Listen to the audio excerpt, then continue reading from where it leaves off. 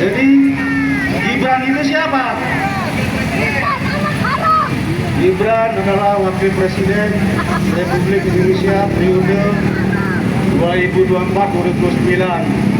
Namun kapasitas politik untuk jadi Wakil Presiden menurut kami dia tidak sah secara hukum.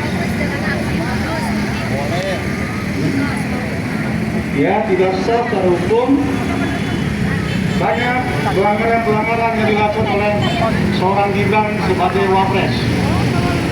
Apakah Wapres saudara Gibran Raka Buming Raka itu bisa dimakzulkan? Bisa diimpeach? Jawabnya adalah bisa. Tapi antara makzul dan impeachment, di mana saudara Gibran belum cukup umurnya, masih 36 tahun pada saat yang datang. Padahal di dalam konstitusi umur yang ditetapkan untuk menjadi presiden dan atau wakil presiden usianya adalah 40 tahun. Cari kerja buat anak itu Gibran. Tapi kenapa dia bisa melakukan itu? Karena di situ ada cawe-cawe seorang presiden yang Joko Widodo bersama dengan Ketua MK yang kebetulan iparnya Jokowi dan juga pamannya si Gibran, yaitu saudara Anwar Usman sebagai Ketua Mahkamah Konstitusi.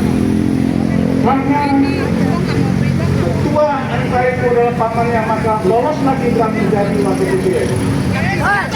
Itulah yang disebut di dalam konstitusi telah melakukan pelanggaran tercela karena dia telah mengobok-obok konstitusi. Kemudian apalagi yang bisa digunakan oleh Gibran, yaitu korupsi. Kalau teman-teman masih lihat dan mendengar dan mengetahui ketika dosen UNJ yang bernama UB Dadi Badrun telah melaporkan ke KPK atas korupsi Gibran dan Kaisang. Itu tahun 2024. Tapi sayang, KPK pada saat itu masih dalam kekuasaan dari Presiden Joko Widodo. Oleh karena itu, Gibran lepas dari tuntutan itu.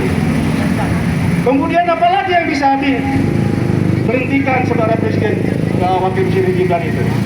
Akun tubuh Bapak. Akun tubuh Bapak itu adalah merupakan satu perbuatan tercela. Di mana tadi saya sebutkan dalam pasal 7A item kelima adalah perbuatan tercela. Apa yang dilakukan oleh Gibran dalam tubuh Bapak? Dia telah menghina seorang presiden Prabowo pada saat itu sebelum pemilu dengan kata-kata yang tidak baik sebagai warga negara Indonesia, untuk dicaci maki dengan kata-kata tidak senonoh. Ya.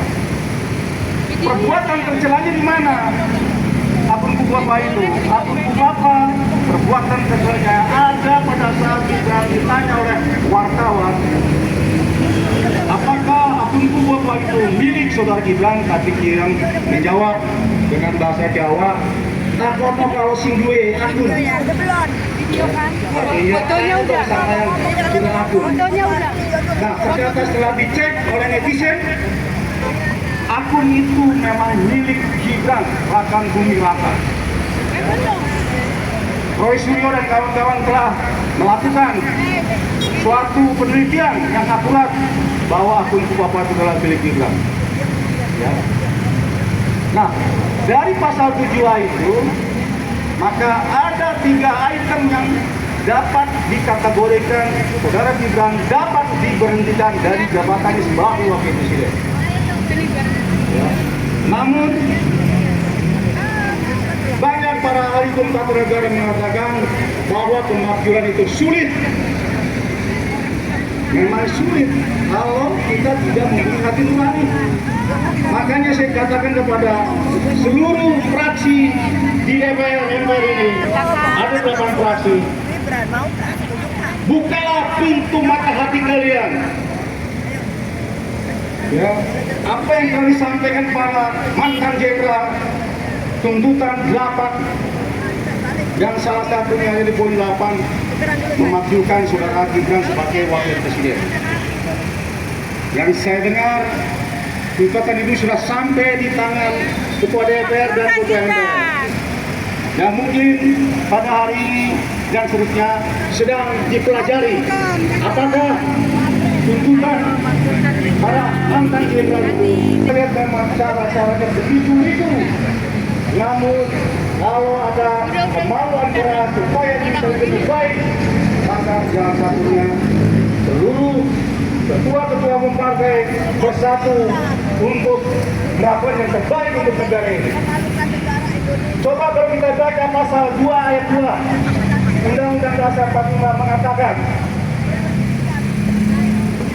ya, pasal 2 ayat 2 mengatakan bahwa MPR bersidang 1 kali dalam 5 tahun di ibu kota negara. Apa ini maksudnya? Ya,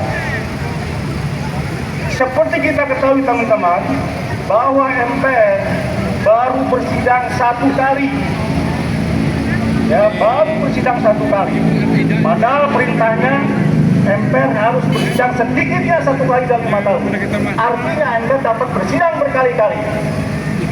Saudara bisa ketahui MPR bersidang baru 1 kali pada tanggal 20 Oktober 2024, yang mana pada saat itu MPR melakukan sidang paripurna untuk melantik presiden dan wakil presiden. Itu baru 1 kali. Tapi perintah konstitusi harus berkali-kali. Nah, oleh sebab itu kepada Ketua MPR, Saudara Muzani, pada Ketua DPR, Saudari Puan Maharani, hendaknya laksanakan perintah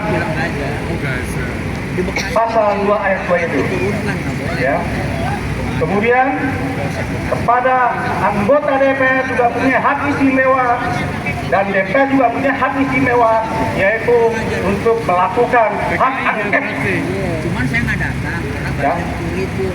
Kalau seluruh anggota DPR mempelajari pasal 22 ayat 1, 2, dan 3, niscaya pemerintahan presiden, pemerintahan wakil presiden bisa terselenggara dengan cara konstitusional.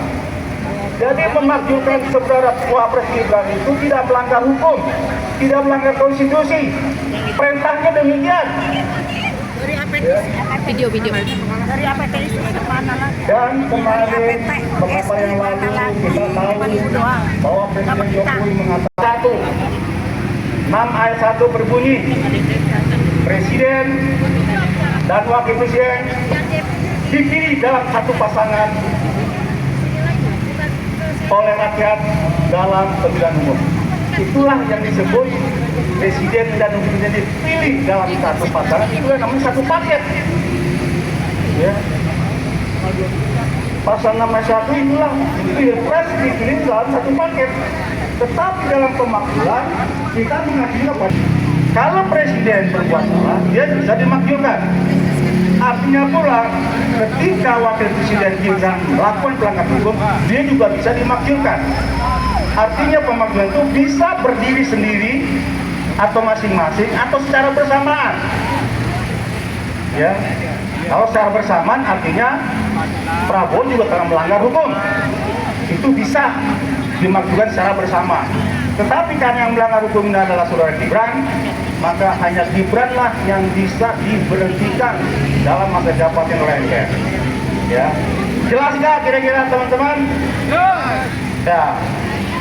Nah, kemudian saya ingin mengatakan bahwa kita sebagai rakyat Indonesia yang peduli kepada negara dan bangsa ini, Prabowo kalau berpidato mengatakan Indonesia akan mempunyai pertumbuhan ekonomi 7-8%. Bisa nggak Prabowo menaikkan pertumbuhan 7-8% itu? Tentu bisa jawabnya. Bisa juga jawabnya tidak bisa. Ya. Jawabnya bisa kalau Prabowo membiarkan Wakil Presiden Gibran itu untuk diberhentikan oleh MPR, ya, itu bisa menaikkan pertumbuhan ekonomi 7-8%. Selama investasinya ke negara-negara lain, ya, ke negara-negara ASEAN atau negara-negara yang berideologi komunis, dia lebih baik lari ke Cina, dia tanamkan ke Cina, dia larikan ke Vietnam yang komunis, ke Laos yang komunis, ke negara Thailand, dan seterusnya. Sehingga investasi di negara ini akan nol karena para investor takut kalau uangnya itu nanti akan dikorup oleh pejabat di negara kita. Ya. Jadi kalau negara ini ingin maju, kita berani memajukan presidennya kalau dia bersalah. Korea Selatan contohnya. Korea Selatan merdeka berbeda 2 hari.